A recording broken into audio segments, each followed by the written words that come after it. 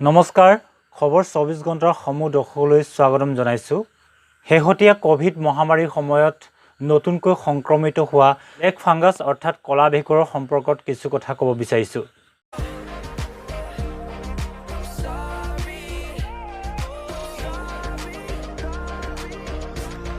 আপোনালোকে নিশ্চয় জানে যে ব্লেক ফাংগাছ অথবা কলা ভেঁকুৰক মিউকৰমাইকোচিছত আক্ৰান্ত হোৱা ৰোগবিধক আচলতে সহজ ভাষাত ব্লেক ফাংগাছ বুলি কোৱা হয়। ই বিশেষকৈ ৰোগৰ নাক আৰু চকুত আক্ৰমণ কৰে। বিশেষজ্ঞসকলৰ মতে ডায়েবেটিছ থকা ৰোগীসকলৰ ক্ষেত্ৰত এই ভেঁকুৰৰ সংক্ৰমণৰ আশংকা অধিক থাকে। কোভিড-19 আক্ৰান্ত ৰোগীৰ ক্ষেত্ৰত ভয়ানক বুলি একাংশ বিশেষজ্ঞই দাবী কৰিছে ব্লেক ফাংগাছক। ইতিমধ্যে অসমত এজন যুৱক এই ৰোগত আক্ৰান্ত হৈ মৃত্যু হৈছে। মহাৰাষ্ট্ৰত ব্লেক ফাংগাছত 52 গৰাকী লোকৰ মৃত্যু হোৱা বুলি বাতৰি প্ৰকাশ পাইছে। ব্লেক ফাংগাছত আক্ৰান্ত হোৱা আটাইকেইগৰাকী ৰোগী আছিল কোভিড-19ত আক্ৰান্ত হোৱা। কোভিড পজিটিভত আক্ৰান্ত হোৱা ৰোগীৰ ক্ষেত্ৰত মিউকৰমাইকোচিছত বা ব্লেক ফাংগাছ ৰোগত আক্ৰান্ত হোৱাৰ সম্ভাৱনা অধিক। আমেৰিকা যুক্তৰাষ্ট্ৰৰ স্বাস্থ্য সংস্থাৰ ৰোগ নিয়ন্ত্ৰণ আৰু প্ৰতিৰোধ কেন্দ্ৰৰ মতে মুখামুখি হোৱাটো এক গুৰুতৰ কিন্তু বিৰল সংক্ৰমণ। ইয়াৰ মুখ্য কাৰণ হৈছে মিউকৰমাইকোচিছ নামৰ মলছৰ এটা গোট। এই মলছবোৰ সমগ্ৰ পৰিৱেশত বাস কৰে। এই ৰোগে সাধাৰণতে ঔষধ গ্ৰহণ কৰা লোকসকলক আৱৰি ধৰে, যিয়ে শৰীৰৰ বীজাণু আৰু ৰোগৰ সৈতে যুঁজ দিয়াৰ ক্ষমতা হ্ৰাস কৰে। সংকটজনক অৱস্থাত চিকিৎসাধীন বা HIV আৰু ডায়েবেটিছৰ দৰে ৰোগত আক্ৰান্ত ৰোগীসকলৰ মাজত ব্লেক ফাংগাছে সহজে আক্ৰমণ কৰিব পাৰে। ইণ্ডিয়ান কাউন্সিল অফ মেডিকেল ৰিচাৰ্চৰ মতে কোভিড পজিটিভত আক্ৰান্ত ৰোগীৰ ক্ষেত্ৰত ভেঁকুৰৰ সংক্ৰমণ আশংকা অধিক।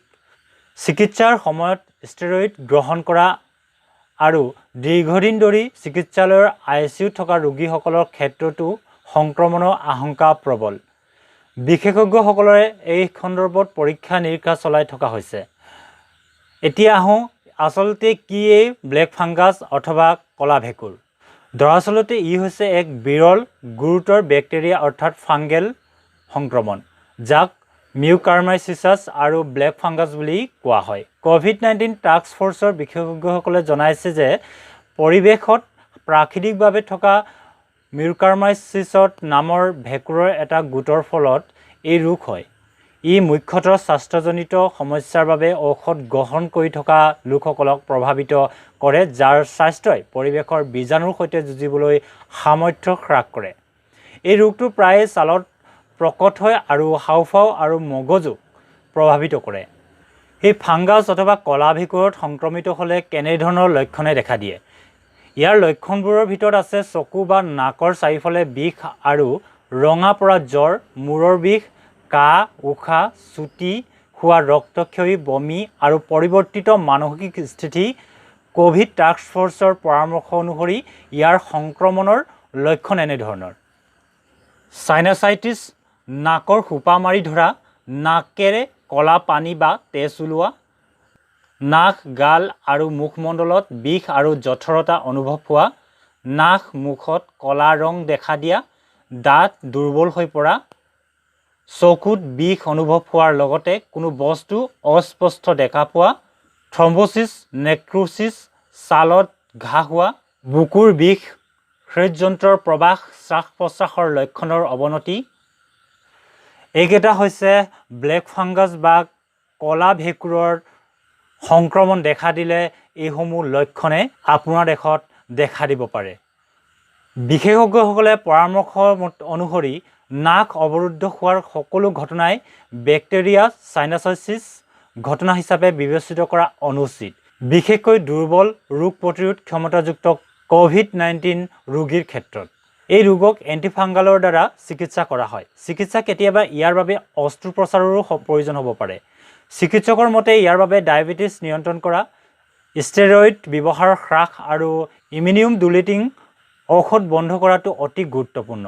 পৰ্যাপ্ত প্ৰণালীবদ্ধ হাইড্ৰেশ্যন বজাই ৰাখিবলৈ এম্পুটেৰিছন বি আৰু এণ্টিফাংগাল থেৰাপিৰ পূৰ্বে কমেও 4-6 সপ্তাহৰ বাবে স্বাভাৱিক চেলাইন ল'ব লাগিব। টাস্ক ফ'ৰ্চৰ বিশেষজ্ঞসকলে ইয়াৰ বাবে হাইপাৰগ্লাইচেমিয়া নিয়ন্ত্ৰণ কৰাৰ প্ৰয়োজনীয়তাৰ ওপৰত গুৰুত্ব আৰোপ কৰিছে। কোভিড-19 চিকিৎসাৰ পিছত সকলোৰে ৰক্ত শৰ্কৰাৰ স্তৰ নিৰীক্ষণ কৰাৰ ওপৰতো গুৰুত্ব আৰোপ কৰা হৈছে। এই ৰোগ আপুনি কেনেধৰণে প্ৰতিৰোধ কৰিব পাৰিব? সকলোৱে আচলতে মনত ৰখা দৰকাৰ যে ই এক বিৰল ৰোগ। অৱশ্যে কিছুমান লোক এই ক্ষেত্ৰত অধিক অসুৰক্ষিত। অনিয়ন্ত্ৰিত ডায়েবেটিছ মেলিটাছ, ষ্টেৰইডৰ দ্বাৰা ইমিউনোছপ্ৰেছন, দীঘলীয়া সময় জুৰি ICUত থকা লোকসকল অধিক আক্ৰান্ত হোৱাৰ সম্ভাৱনা থাকে। সেয়েহে ইয়াৰ বাবে ধূলিময় নিৰ্মাণ ক্ষেত্ৰসমূহ পৰিদৰ্শনৰ সময়ত মাস্ক ব্যৱহাৰ কৰা, বাগিচাৰ কামৰ পৰা আৰম্ভ কৰি মাটিৰ সৈতে কৰা বিভিন্ন কামৰ বাবে হাত মোজা পিন্ধা আৰু সম্পূৰ্ণ পৰিচ্ছন্নতা বজাই ৰাখিবলৈ আহ্বান জনাইছে বিশেষজ্ঞসকলে। প্ৰিয় দৰ্শক, এয়া আছিল ব্লেক ফাংগাছ অথবা কলা ভেঁকুৰ সন্দৰ্ভত কিছু কথা আপোনালোকৰ জ্ঞাতাৰ্থে আগবঢ়োৱা হ'ল। শেহতীয়াকৈ ভাৰতবৰ্ষত কলা ভেঁকুৰ সংক্ৰমণ দেখা দিছে। আশা কৰোঁ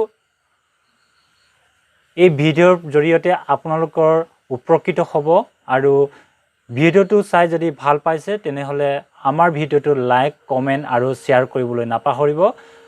যিসকলে আমাৰ ইউটিউব চেনেলটো ছাবস্ক্ৰাইব কৰা নাই সেইসকলক ছাবস্ক্ৰাইব কৰি ল'ব পাৰে আৰু কাষত থকা বেল আইকনটো ক্লিক কৰিব পাৰে। ধন্যবাদ।